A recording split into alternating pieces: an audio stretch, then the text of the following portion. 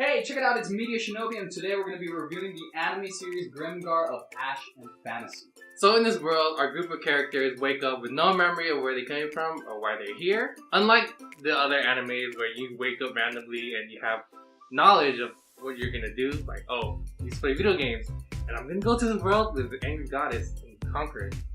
Not Konosuba. Exactly. They did not know anything. So on their first hunt ever, if you call it that, they had one job, was to slay one goblin, and it took 6 of them. They didn't even kill it. They just wounded it. Yeah. They suck. I was like, okay, this is where they're gonna go with it. You know, this is gonna be excruciating to watch.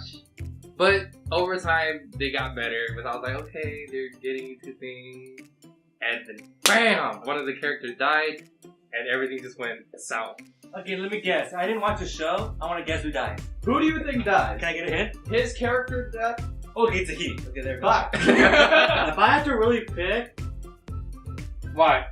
I don't know. He looked bland, so I'm gonna say. Wow, you are so messed up. And yes, you are right. You are right. But the reason why he died was purposely just for a character development of another character. He's a motivator. He's like pretty much Marco or Gene from Attack on Titan. He was supposed to be in the back. I bet he was in the front. Oh wait, hold on. Hold on. He was a priest / leader. Yeah. I'll Wait. leave it at that. That don't make sense. Priests are usually not leaders. I was gonna justify his death, but he was He tried to tackle on too many things. pretty much. And remember, they're all noobs. Yeah. So we got no Kirito up in here? We got no... No, this is No, not no, Kirito. This is like- not Sword Art Online, okay? So like we said, the priest died, and so the group pretty much was in shambles. Didn't know what to do. Teamwork was not there. Eventually, they worked together. They cried. They yelled, and they got better as a team. And the chemistry just grew, and I grew to like them even more. So the rating I would give this, I was thinking about 8 or 8.5. Wow. Yeah, and I'm gonna start off with an 8.5. Reasons being is the emotions as I was watching it, then the later episodes, not the beginning. It really hit me. Also, the artwork is very watercolor. It was different from the usual Traditional animation styles. and I feel like every character in this group, it works. There wasn't that one person that was like doesn't belong there. It made it awkward. They all had a role and they supported each other. And there were funny moments, sad moments, happy moments, and it worked well together. One thing I definitely liked was who was the main character? How do we get it? Yeah, because Call him Hal if you like it.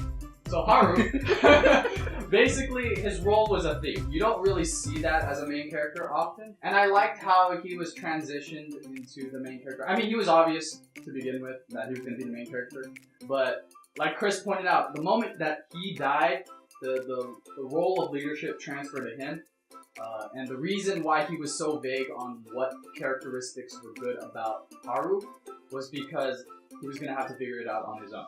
And through trials and tribulations, with everybody working together, then he started to get a good feel for everyone's good spots, things that needed to work on, and then that kind of meshed the teamwork all together. So on to the bad stuff. It was short. It was only 13, 12 episodes. Nothing felt it was really accomplished. Scott and I were talking about whether or not a season 2 can be done. Technically it can, but for this type of anime, they have to do something a little bit more to the plot other than a new arc if they want to keep it fresh. Obviously, they could continue milking out like the drama between each character and whatnot, or go more in the backstory, but that's just adding more to the characters themselves, but not necessarily the plot. And the only other negative I could think of off the top of my head, it's not necessarily a negative for me, but I could see people having somewhat of an issue with this series. Scott and I, to a certain extent, experienced it, is that it is slow. Because of that, it feels excruciating, especially since they're not particularly skilled. They're not even average level. They're very novice, very noobish. But, once you kind of get used to the pacing, it kind of all falls into place, and because of that, it kind of hits you a little bit. So, you know, I definitely did like this anime. It just took a while to grow on me. Alright, so this wraps up this review. Let us know if you guys liked this anime or didn't like it. Any comments? We would love to hear from you. Make sure to check out our social media links. Facebook, Tumblr, Google+. He's a Tumblr person. Anyways, this is MediaShinobi here. Scott, Jan, and Chris. Unfortunately. Finally here is Ugly Goblin right here. Oh. MediaShinobi signing out. Peace. Later.